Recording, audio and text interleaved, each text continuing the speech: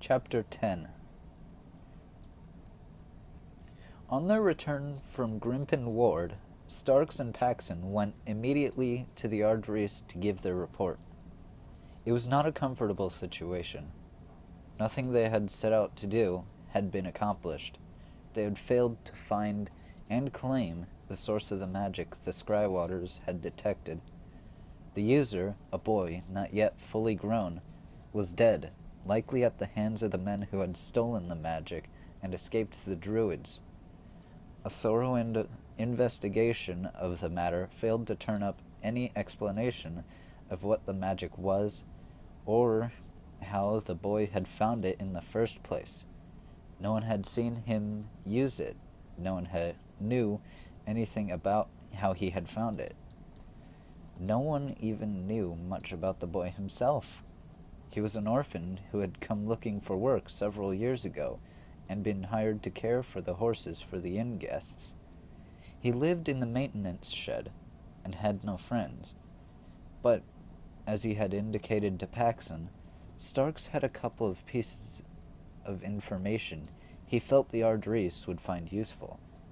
First, it was clear that at least one of the men they had fought was a powerful magic wielder, with skills the equal of his own. Second, the Druid had noted that the vessel their attackers had been flying had Federation markings, and it was likely the men aboard were in some way connected to the Southland. But this is the most important piece of information, mistress, he finished. The men who stole the magic were expecting us. Clearly, they were magic hunters, and they would have taken precautions in any case. But they had set up a watch inside the tavern, and they knew us for who we were, even though I wasn't wearing the Druid robes. That would identify us. They had it in their minds to kill us, and they very nearly did. But how did they know to look for us? How did they know we were coming? Aefenglow regarded him steadily. You don't think it was simply luck, I gather? I don't. I wish I did, but I think someone knew we were coming and told them so. A spy? Within the Order? Yes, it is the best explanation, though not the easiest to accept. No, hardly that. She looked out her window for a long time, saying nothing. Why would anyone go to such trouble to claim a magic that seemed to have so little value? It was a minor magic when it revealed itself to the scry. Is it possible it was much stronger than we believed? Or that it somehow evolved? That would be unusual, Starks offered quietly. The Arteries glanced at Paxson, who was doing his best not to be noticed. What do you have to add to all this? She asked suddenly. You were there? What did you see that Starks didn't? Paxson hadn't planned on saying anything, so for a moment he was left speechless. I only saw what he saw. Except... He paused, remembering suddenly. Except that the man sitting at the table who went out the door ahead of us looked familiar. I didn't see his face. It was the way he moved, how he held himself. He shook his head, but I'm not sure. He reminded you of our canon, didn't he? She pressed him. He nodded. He did, but I just don't know. Well, he would be one who would be magic hunting, and he is a powerful magic user. Stark smoothed back his hair and shrugged. We should put an end to him, mistress. Whether he was there or not, we've had enough of him. The Arteries made no response, but instead got to her feet. Is there anything more to report? To Paxson's relief, Starks shook his head. He hadn't said one word about the Highlanders' impetuous and dangerous charge across the pasture, or how close he had come to getting himself killed. He hadn't offered criticism of any kind. "You may go then, and thank you both for your service. Paxson, tomorrow you will report back to Sebek in the morning, and Oost in the afternoon, to continue your instruction. Starks, please write down everything you've told me for the records on magic retrieval. Now we'll go eat something, and then get some rest." And that was the end of matters for several weeks. During that time, Paxson began training with magic as well as weapons, abandoning the heavy wooden sword in favor of his own blade. It was Oost Mandara who determined he was ready, and Oost who turned him back over to Sebek for his lessons on using magic. Paxson was surprised when he discovered it was to be Sebek, mostly because the Druid seemed so young, not much older than his student after all. But it made sense that the Druid who had provided him with his lessons on the theory of magic's uses during their days of long talks and discussions should be the same one who provided his practical experience. And he liked Sebek. Working with him was easy, and communication was uncomplicated and direct. With Oost, even now, there was a clear delineation between teacher and student, and Paxson never even thought about trying to cross that line. But Sebek was more a friend than a superior or mentor, and their relationship felt more like one of equals, though Paxson never doubted for a moment that the Druid was the more experienced and skilled. This became clear on their first day of training together. Although there was no actual combat involved in learning how to use the magic contained in the Sword of Lee, it was Sebek who, from the beginning, understood the various ways in which it might be employed.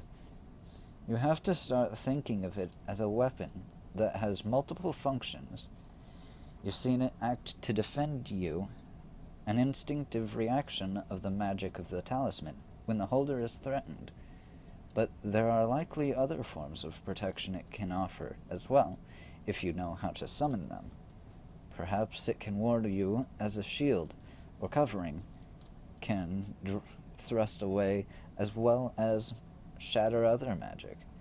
Maybe it can burn or strike a blow or become a thunderous wind or a heart-wrenching wail, or be small or large, soft or loud. But everything it can do depends on your heart and your determination. Your belief is as important as your physical strength. You need to believe in yourself and in your weapon both. Doubt is the enemy.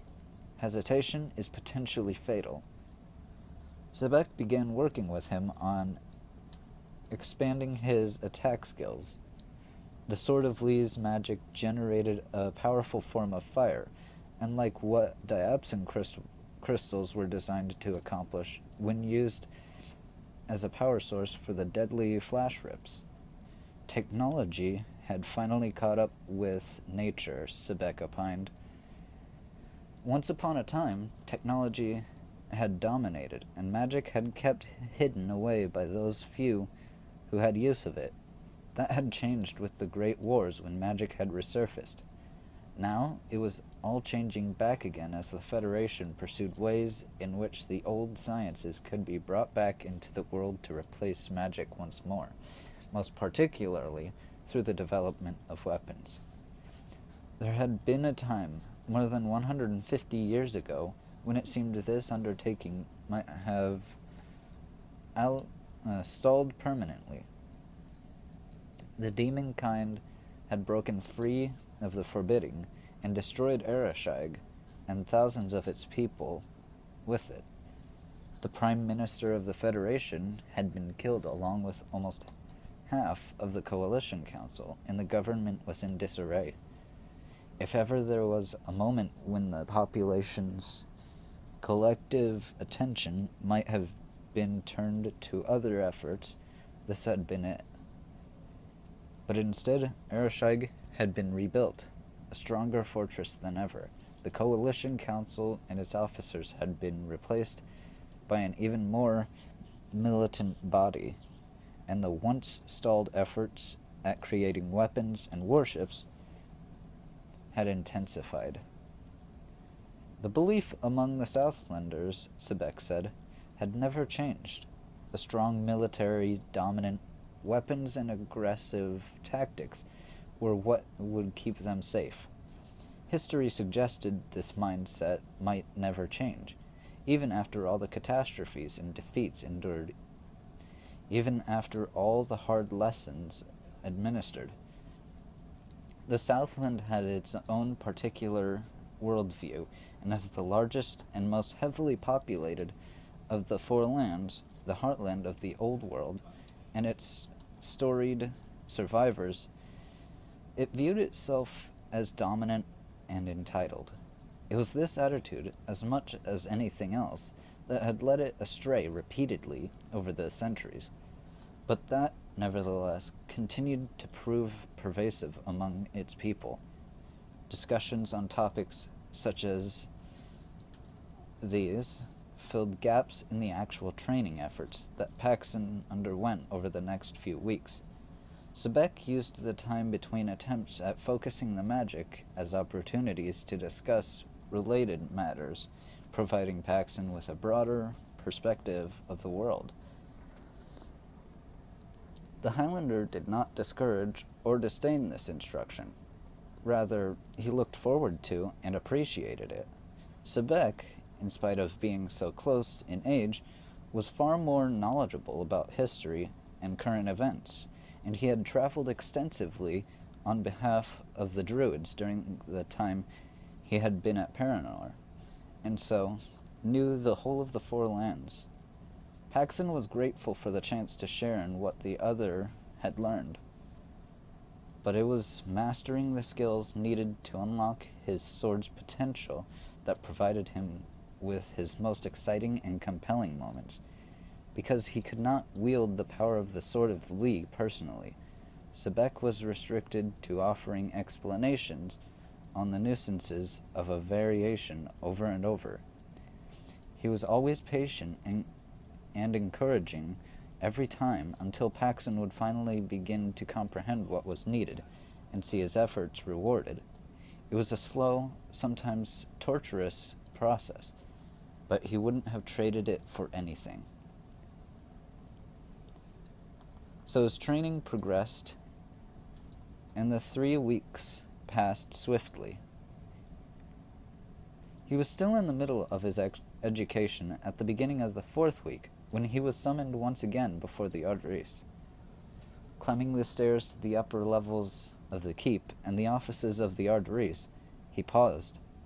When he reached the closed door behind which she waited, taking a deep breath, he remembered the last time he had come at her summons, brought to her by Sebek to be sent on his first assignment as a protector away from Paranor. Was this to be his second? He knocked, heard her bid him enter, and opened the door. Aefinglo Elacidal was bent over her writing desk once more, fussing with several stacks of paper, her ink-stained fingers clutching a quill pen. He bowed in greeting, and she waved him toward a chair to one side. "Sit down," she ordered. "Pour yourself a glass of ale." He found a pitcher and 2 glasses on a small table beside his chair, and did as she had instructed.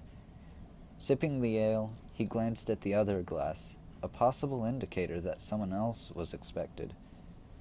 5 minutes later, the knock came again. "Come," the Ardris called out, and the door opened to admit Starks. The Druid was dressed in his black robes, and his sleepy expression suggested the summons might have caught him napping. With Starks, it was hard to tell. He smiled and nodded at Paxson. "I have something new for the 2 of you to look into," Aefinglo announced, rising from her desk to face them. She motioned Starks into a second chair and he sat down at once. This one involves traveling into the deep Southland, below Ayrshire, to a small farming community called Eusta.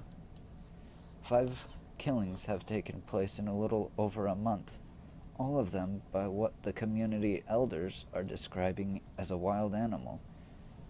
But this animal has been seen and walks on 2 legs. It also seems able to disappear into thin air. It may be a shapeshifter, or a changeling, or something else entirely, but it is not a normal creature.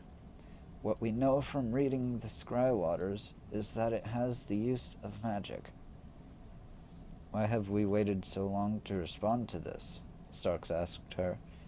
Deep Southland, Starks, she pointed out. They hate us worse than they hate whatever's killing them.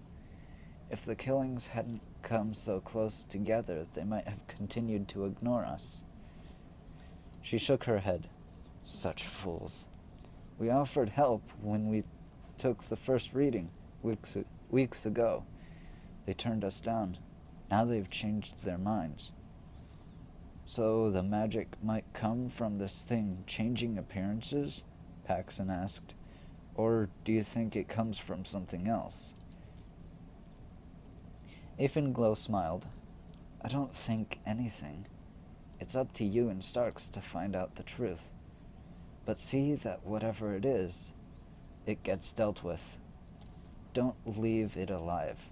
Bad enough that we are shunned when we could help. Imagine the reaction if we can't help once we've been asked. The protocol is the same as before. Starks commands, Paxson protects. Don't get it mixed up. She sighed heavily. Be careful with this one. I don't like things that hide behind false faces. Watch your backs. This doesn't have anything to do with our canon, does it? Paxson asked. The Ardries cocked an eyebrow. You can tell me that when you return. Leave in the morning. Safe. Travel safe. It was a long night for Paxson, who had trouble falling asleep. The idea of another assignment so soon was troubling. He didn't think he had done all that well the time before, and he had wanted to complete his training before having to go out again. But Starks told him they had no one else to act as protector for the Druids, save other Druids, and he believed the Ardries thought additional practical experience would be good for him. He also pointed out that there had been a sharp increase in the number of readings of magic throughout the 4 lands in the past half a year. It all began at the time the Scry Orb disappeared, he told Paxson before they parted that afternoon. The orb was a companion magic to the Scry Waters, different yet serving the same purpose. Glow found it in the wake of the events surrounding the breakdown of the Forbidding, more than a century ago. It happened after she returned to reform the 4th Druid Order and build upon its work. The orb allows its holder to view magic of any sort if it manifests itself. It can let the holder know the nature and location of that magic. It disappeared, Paxson repeated. How did that happen? Starks gave him a look. Not by accident, I can tell you. But the details are fuzzy. One day it was there, the next it was gone. Stolen, of course. But by whom? And who has it now? But it's a magic, Paxson pointed out. Wouldn't the Scry Waters reveal it at some point? Surely it's been used. Yes, well, there's a problem with that. The one doesn't reveal the other. One magic negates another, a rare but sometimes unavoidable event. So we can't pinpoint where it is. We are still waiting for something or someone to let us know what happened. He didn't have anything more to add to what he had told Paxson, and the Highlander realized how hard it would be to track something like that once it was gone. but he found himself wondering if whoever stole the orb might not be the same person who had given them away to Arcannon at Grimpen Ward. It would be odd if it weren't. There couldn't be two spies within the Order, could there?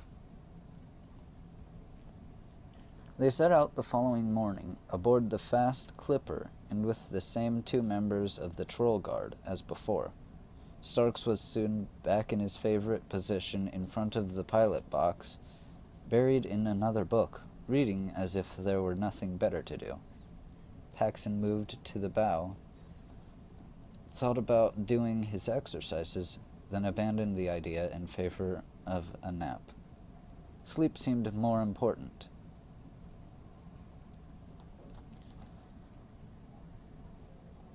They reached Eusta the same day, but very late at night.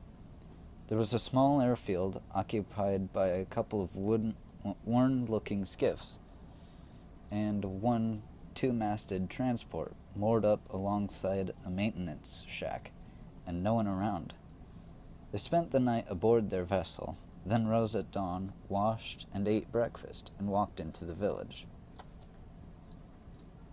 Eusta was small and worn down by age and weather. Most of the buildings were wood-sided and thatch-roofed, patched and crumbling. A handful of men stood outside a grain storage bin, talking in low voices, and Starks approached them, Paxson at his heels.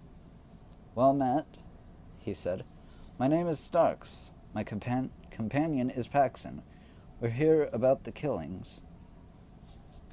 Because he was wearing his Druid robes, there wasn't much doubt about either who he was or why he was there, but it forced the men who were gathered to engage in conversation with him. "Two more, just last night," one answered. The man was big and strong, with huge forearms and hands. "Elise and Trusin Carbonet, on their farm a mile south of the village. Thing's not satisfied with taking just one anymore. Now it wants two." Last night, Paxson thought. While we slept. Anyone see it happen? Starks asked. Anyone get a look at this creature? "Just those that are dead," growled a second man, his ferret features sharp and narrow, his eyes challenging. "They didn't have much to say about it." Starks ignored him, eyes on the first man. "Can you take me there?" "What's the point?" snapped Ferret Face. "You think you can catch a ghost?" "You think you're up to it, Druid?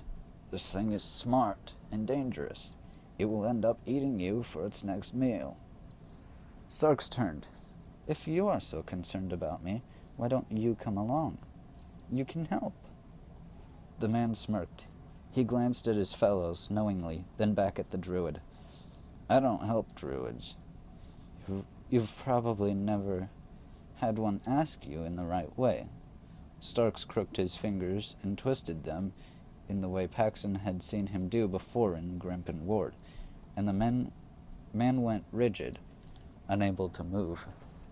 His face turned red with his futile efforts at freeing himself, his mouth opening and closing pointlessly. "There you are," Starks finished. "All ready to go. I'll even let you lead." He turned away. Can we get underway?" he asked the first man. "What's your name?" "Joffrey Struan." Joffrey glanced at his companion. "You really gonna take him with us?" Starks shrugged. "What do you think?" "I think you've made your point." The Druid nodded. He turned and gestured again, and Ferret Face dropped to the ground in a heap. "Don't let me see you again," Stark said, bending down to him, and then he walked away.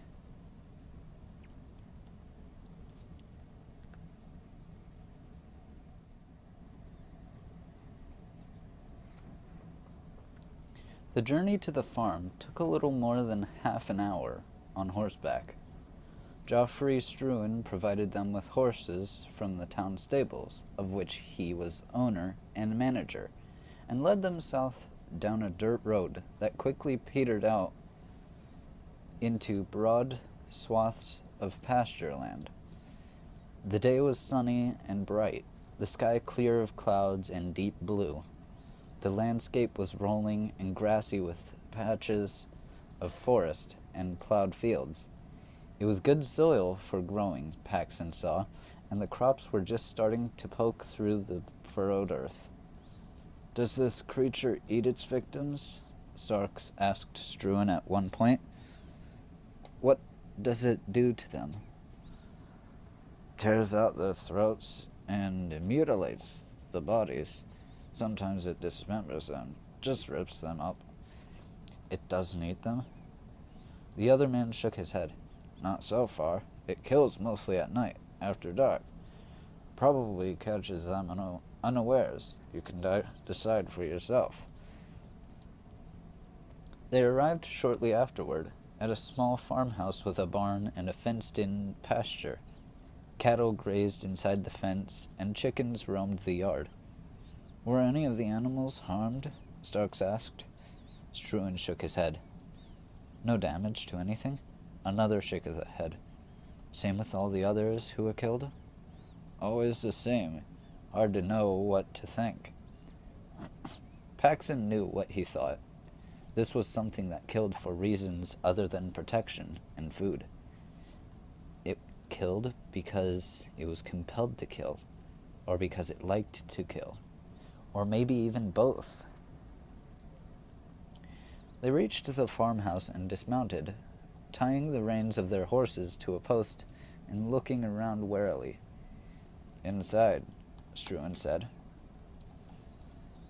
They walked up the wooden steps to the veranda, opened the door, and went inside. The bodies were gone, but there were bloodstains everywhere. There were smears on the walls and the floor, and on the furniture, most of which had been smashed. There were even blood spatters on the ceiling. It looked like the bodies had been thrown around in a rage. Paxson stared, trying to make sense of what he was seeing. "Who found them?" Starks asked. The stable owner shrugged. "I did. I came by to help with shoeing one of the field horses. I found the door open and them inside. I buried them out back. I couldn't stand to leave them like that." Paxson was wandering around about the room, picking out the debris that was recognizable, noting everything. "It looks like they were in the middle of eating dinner," he said. Starks was back, examining the door. "Was this door unlocked when you got here?" Geoffrey Struan nodded. "Closed, but unlocked. But the windows are all broken out.